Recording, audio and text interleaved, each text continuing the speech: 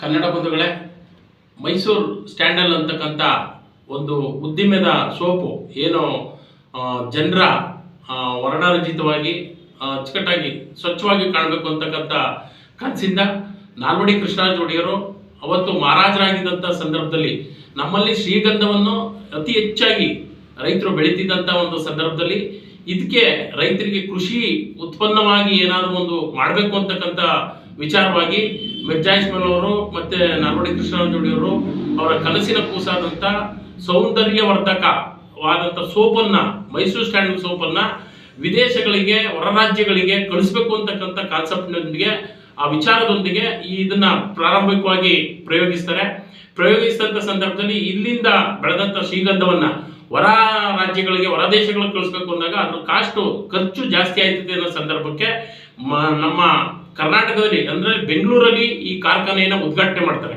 ಮಿರ್ಜಾ ಇಸ್ಮಾಯಿಲ್ ಅವರು ಮತ್ತು ನಾಲ್ವಡಿಯರ ಕನಸಿನ ಕೂಸಾದಂಥ ಮೈಸೂರು ಸ್ಟ್ಯಾಂಡಲ್ ಸೋಪನ್ನು ಅಲ್ಲಿ ಉದ್ಘಾಟನೆ ಆಗುತ್ತೆ. ಆ ಉದ್ಘಾಟನೆ ಆದಂಥ ಸಂದರ್ಭದಲ್ಲಿ ಇಲ್ಲಿಂದ ಕೊಂಡ್ಕೊಳ್ಳುವಂಥ ಒಂದು ವ್ಯವಸ್ಥೆ ವ್ಯಾಪಾರದ ದೃಷ್ಟಿಯಿಂದ ಅದು ಮಾಡ್ತಾರೆ. ಕಾರಣ ಏನಪ್ಪ ಅಂದರೆ ರೈತರಿಗೂ ಅನುಕೂಲ ಆಗಬೇಕು, ಈ ನಮ್ಮ ಕನ್ನಡದ ಸೋಪನ್ನು ಅತಿ ಹೆಚ್ಚು ಬಳಸುವಂಥದ್ದಾಗಬೇಕು ನಮ್ಮ ಜನ ಅಂತಕ್ಕಂಥ ಉದ್ದೇಶದಿಂದ ಮಾಡ್ತಾರೆ. ಆದರೆ ಇತ್ತೀಚೆಗೆ ಬಂದಂಥ ಸರ್ಕಾರಗಳು ನಮ್ಮ ಏನು ನಟ ನಟಿಯರು ಸಾಕಷ್ಟು ಜನ ಕನ್ನಡಕ್ಕೆ ಸೇವೆ ಸಲ್ಲಿಸಂತವ್ರವ್ರೆ. ಉದಾಹರಣೆಗೆ ಡಾಕ್ಟರ್ ರಾಜ್ಕುಮಾರ್ ಆಗ್ಬೋದು, ಡಾಕ್ಟರ್ ಪುನೀತ್ ರಾಜ್ಕುಮಾರ್ ಅವರು ಆಗ್ಬೋದು.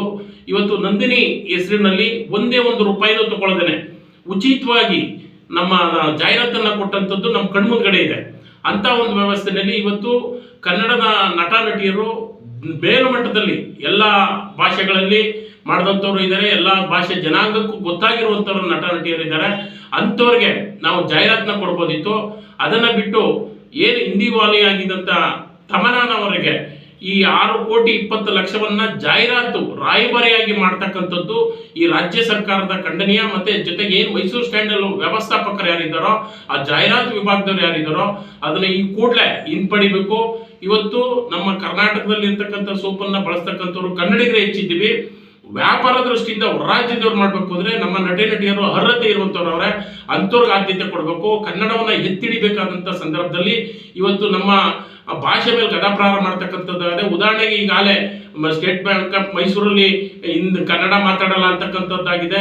ಹೊರ ರಾಜ್ಯದವ್ರು ಬಂದು ನಮ್ಮ ಮೇಲೆ ಗದಾಪ್ರಹಾರ ಮಾಡ್ತಕ್ಕಂಥದ್ದಾಗಿದೆ, ಅಲ್ಲೇ ಮಾಡ್ತಕ್ಕಂಥದ್ದು. ಇಂಥ ಒಂದು ವ್ಯವಸ್ಥೆ ಒಳಗೆ ಈ ತಮನಾನವರಿಗೆ 6,20,00,000 ಜನರ ತೆರಿಗೆ ಹಣವನ್ನು ಕೊಡುವಂಥ ವ್ಯವಸ್ಥೆ ಏನಿತ್ತು, ಇದನ್ನ ಈ ಕೂಡಲೇ ಅದರ ವ್ಯವಸ್ಥಾಪಕ ನಿರ್ದೇಶಕರು ಯಾರಿದ್ದಾರೋ ಕನ್ನಡ ಸರ್ಕಾರ ಅದನ್ನ ಕೂಡಲೇ ಅದನ್ನ ವಾಪಸ್ ಪಡಿಬೇಕು. ನಮ್ಮ ಕನ್ನಡಿಗರಿಗೆ ಅನ್ಯಾಯ ಆಗ್ತಾ ಇದೆ. ಈ ವಿಚಾರದಲ್ಲಿ ಧ್ವನಿ ಎತ್ತಿಲ್ಲ ಅಂದರೆ ಕನ್ನಡಿಗರೆಲ್ಲರೂ ಜಾಗೃತರಾಗಿ ಹೋರಾಟವನ್ನು ನಂಬ್ಕೋಬೇಕಾಗುತ್ತೆ.